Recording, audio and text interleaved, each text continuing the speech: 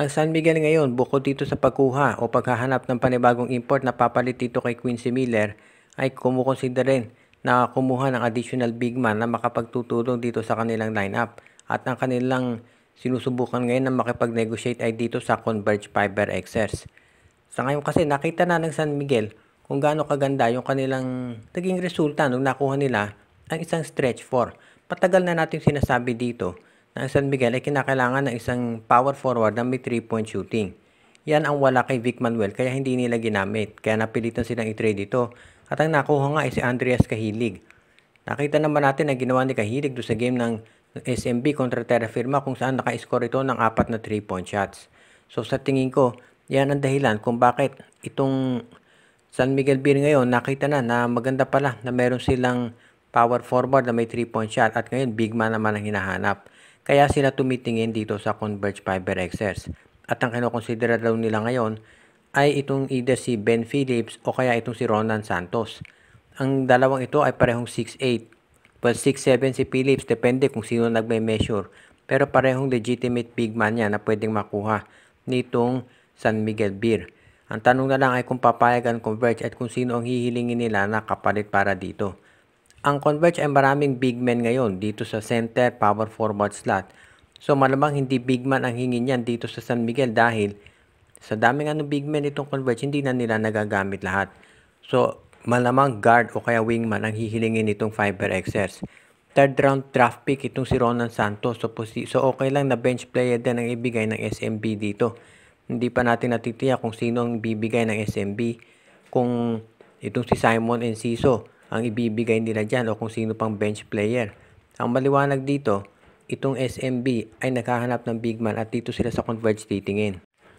Ang Barangay Ginebra ngayon ay malapit na magsimula yung kanilang laro dito sa Commissioner's Cup. Pero as it is, itong si Isaac Go ay wala pa ring date kung kailan ito makare-recover. At iyan ngayon ang pinag-iisipang mabuti ng management ng Barangay Ginebra kung ano ang mabuting gawin dito. Dahil sa ngayon ito si Isaac Go ay hindi masasabi pa rin na medyo matatagalan daw bago bumalik. At dahil nga dito umiikot ang spekulasyon na baka ito ay trade na rin ng Barangay Ginebra. Alam natin na ito si Isaac Go nung naglalaro pa yan sa Terra Firma ay nagkaroon din niya ng ACL injury kaya nga ang tagal hindi naglaro.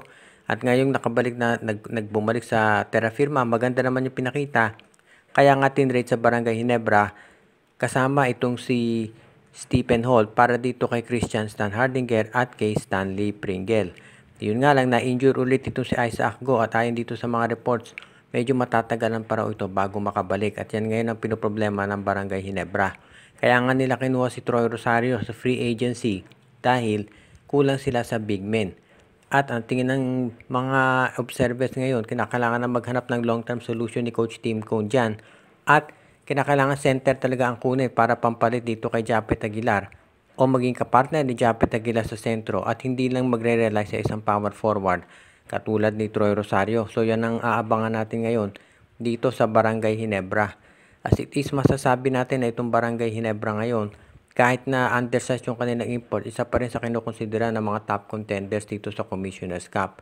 At yan ngayon ang pag-aaralang mabuti ni Coach Tim Cone kung sino yung mga big man na pwede pa nilang kunin. Pagdating dito sa pag-trade kay Isaac Go, sa tingin ko, ang gagawin ng Barangay Ginebra dyan ay iintayin muna nila na makarecover ito. At pagkatapos ay i-evaluate yung performance niya. Sa totoo lang, hindi rin naman masyadong maganda pinakita ni Go kahit nung wala pang injury. So baka ito eventually matrade din. Posible nga ba na ang PBA ay alisin na yung limit pagdating sa mga field foreigners sa isang koponan? Ayon kasi dito sa isang artikulo na lumabas sa Spin PH, pinag-aaralan daw ng PBA ngayon yung kanilang mga batas tungkol sa mga field foreigners.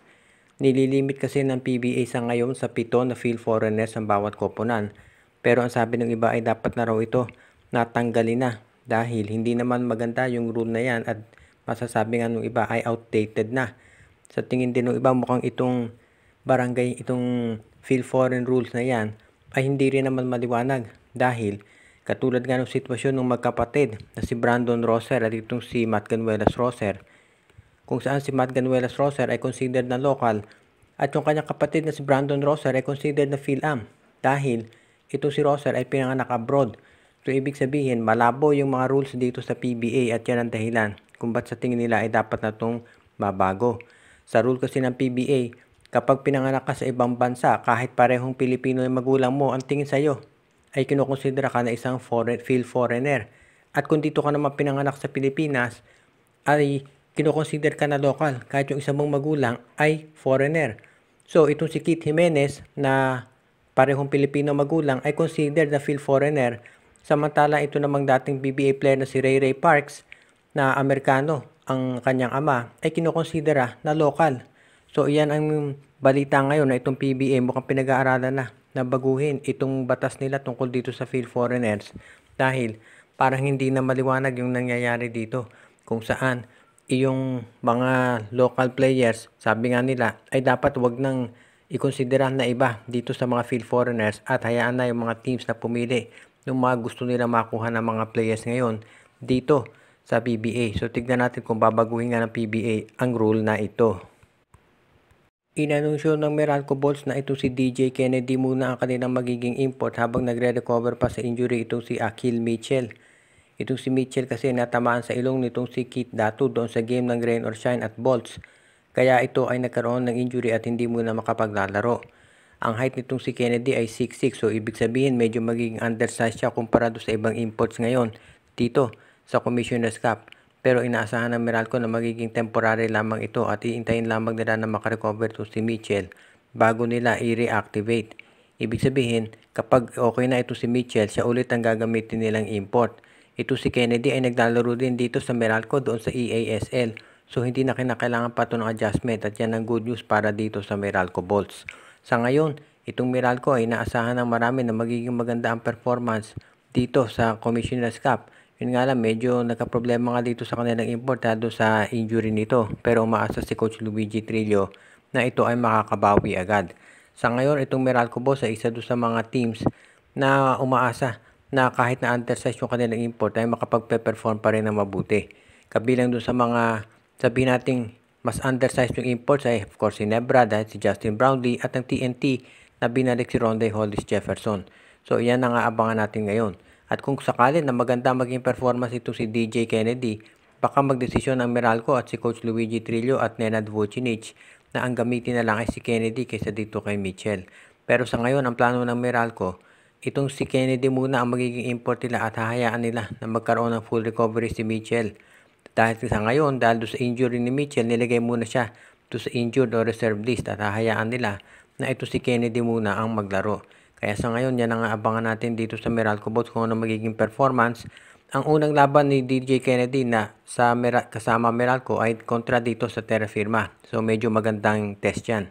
Shout out kay Joseph Pineda, Joshua Giray Espejo at Rosales family, Edwin Carmona Jr., Ireneo Salangsang, kay Dexter Tomer, Enju, Joshua Giray Espejo at Rosales family, Dalmacio de Guzman, Malyari Mascariñas, Alicia Garcia, Michael D., Jonel Alagon at Celino Valles family, kay Anthony Alon family, binabati din natin si Junjun, Angie, Patpat at B-Boy Matas, pati na rin si Dexter Domer at ang iba pa nating taga-subaybay.